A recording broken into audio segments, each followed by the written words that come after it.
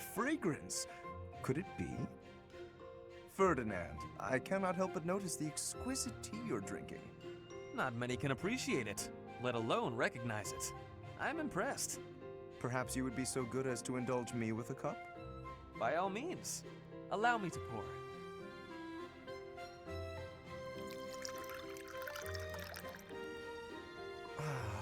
What a delightful aroma.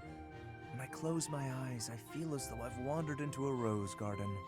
Such a precise, poetic description. But please, drink up. No need to stand on ceremony. How gracious of you. Very well.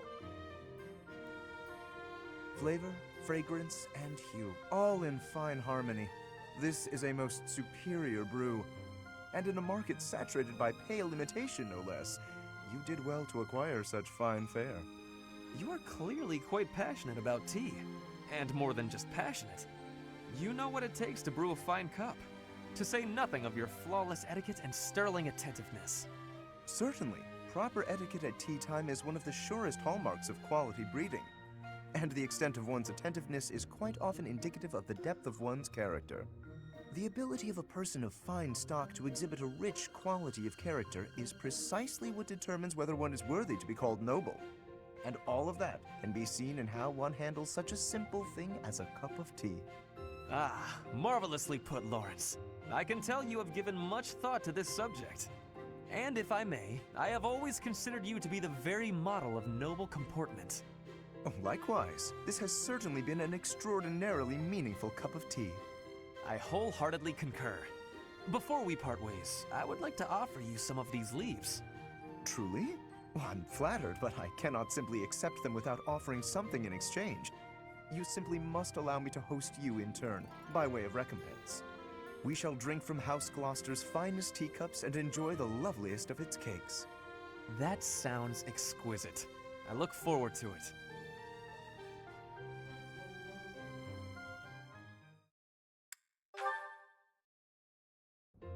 That reminds me, Ferdinand. I wonder if a certain rumor has already reached your ears. I suspect I know what you are referring to. A certain noble who caused a stir at one of the local taverns, correct? For someone of status to make such a scene. What a disgrace. I thought just the same. A noble ought to hold himself to a higher standard. It is hardly appropriate to drink and mingle with a tavern full of commoners. Oh, that is not quite what I meant. I do not object to a noble patronizing their local establishments. In fact, I would say such excursions have value. Is that so? I would be very curious to hear what value you mean exactly.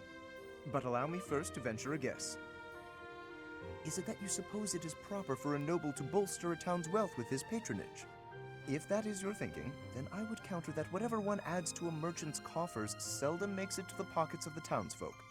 I think that if a noble wishes to use his resources to ease the burdens of the commoners, he ought to go about town and spend it more directly. That is wonderfully insightful, Lorenz. Albeit not what I had in mind. What I meant was this.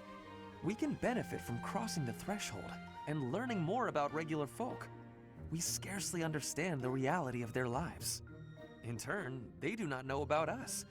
I have heard that some believe we have horns growing from our heads. It is an embarrassing and potentially perilous state of affairs.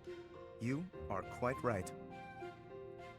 In fact, that reminds me of something a boy once said to me when I visited a village on my family's territory. He actually asked me if I had a tail. Hilarious. We all need a laugh now and then.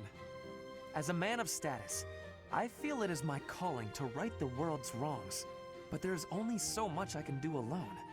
Working in tandem, though, you and I could make tremendous accomplishments. My sentiments exactly. Together we could achieve a great deal.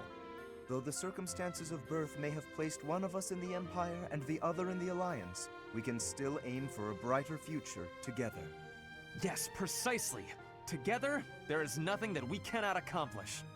By the way, Lorenz, do you have a tail?